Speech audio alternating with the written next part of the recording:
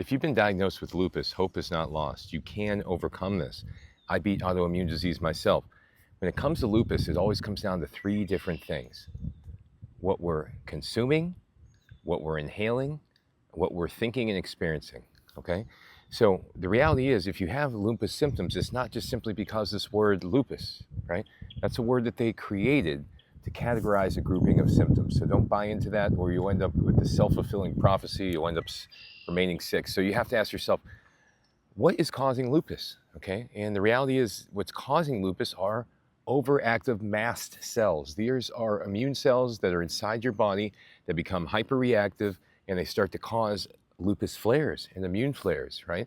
If you can get the mast cells under control, then you can get your flares under control, and then you can get your symptoms to stabilize, and then you can start to gradually improve. The reality is, the reason people keep on having flares and keep on having symptoms is because they have these large flares and these mini flares from the things that they're eating, they're taking, often the things they're inhaling, like mycotoxins, and people always discredit the environmental aspect. Oh, it can't be mold, it can't be mycotoxins, we got a test, you got an indoor air quality test, and it showed that there was no mold, or there was limited mold, just one type, and we had it remediated, or whatever the story is. But the reality is, if you have an autoimmune disease like lupus, okay, there's always a reason your mast cells are overreactive and that they're acting crazy. And it's not just because of some genetic dysfunction or some bad luck or, anything like that. It's because, you could have had antibiotic damage in the past. You could have had some infection, chronic stress. You could have had past childhood trauma. You could have all these things that combine together into this overactive mast cell response, okay? And you could have had mold exposure at some point in your life, or mycotoxin sensitivity all your life and didn't even realize it. And the reality is, this is a big deal. All these things come together, and they tie into how the mast cells respond to everything in your environment, what you're consuming, what you're inhaling, what you're thinking, what you're experiencing. And if your mast cells start to get aggravated by all these things that we're doing, like say we're eating dairy, nuts, seeds, gluten, processed foods, way too much meat, this aggravates the mast cells. Let's say we're living in a home with mycotoxins, that aggravates mast cells. Let's say we're using Glade plugins at home, or we're using synthetic products, let's say we're taking a bunch of different synthetic supplements. Let's say that we have bad marriage. Let's say we got financial issues. All these things aggravate the mast cells, right? So if you have these issues, this lupus symptoms, they call it, it's being caused by the mast cells. So if you address what's triggering them, you get your symptoms to calm down, and guess what? Then you could start looking at supplements. You can start figuring out how to be able to improve the rest of it. Often people with lupus have a dysfunctional gut microbiome. They have detox impairment. They have, issues with gallstones, etc. So you have to be able to work through those things one at a time. But the point of this video is that, hey, listen, lupus is not a permanent thing, What you want to do is first get yourself off of the irritants in the diet. You want to eat mostly plants, the things that are meant to be consumed to heal you. Your fruits, your vegetables, your rice, your potatoes, your beans.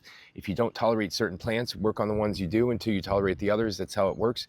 Cut back on the animal products, the cheese, the gluten, the eggs, the dairy, the nuts, the seeds, the processed foods. That's what you really need to do. And if you can't gain enough willpower to do it, you got to seek emotional counseling to be able to go ahead and allow yourself to be able to make these decisions consistently to get yourself relief. And this is what I've seen. You go with the elimination diet for at least 3 weeks. If you really love a food, you probably and you crave it, it's probably bad for you. You're not going to, have a problem if someone says, stop eating broccoli for a month. Someone says, stop eating gluten for a month. You might throw all kind of emotional fits and figure out all the situations you won't be able to go out and eat. All these fantasies in your head of gluten will pop up. And this is when you know it's a food that's triggering you. Whenever you crave a food, it's triggering you. Environmental wise, you want to go ahead and assess your environment by simply doing a MyMycoLab test. MyMycoLab.com offers an immunoglobulin test. Test your IgG and your IgE antibodies. This will show you if you have been exposed to mold in the past, if you're currently being exposed. If you get results there that show positive, then that's a very definitive sign that that's implicated. And on the other side, the emotional triggers, you have to be willing to do brain retraining, limbic system retraining. This is what I do with clients. I help them investigate their daily emotional triggers and help them identify where they're being triggered over and over again. What are the stories they're telling themselves about these triggers, these events?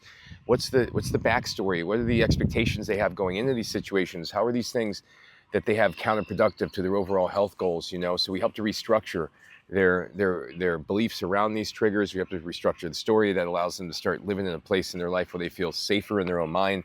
And these things all affect the mast cells. So this is how you get over lupus. You know, you focus on those things first, and then you go into supplements like prebiotics. You know, your acacia fiber, your bee propolis, your, you know, your arabinogalactin, the other ones. You know, there's countless prebiotics there. Your colostrum. You know, and then you focus on things like your magnesium, your zinc, your trace minerals like your fulvic minerals. All these things in plant form, and then you focus on other things if you need to. But the reality is you can get yourself pretty darn far most of the way, all the way back home if you follow just the information I provide in this video. So if you have any questions, feel free to reach out to me.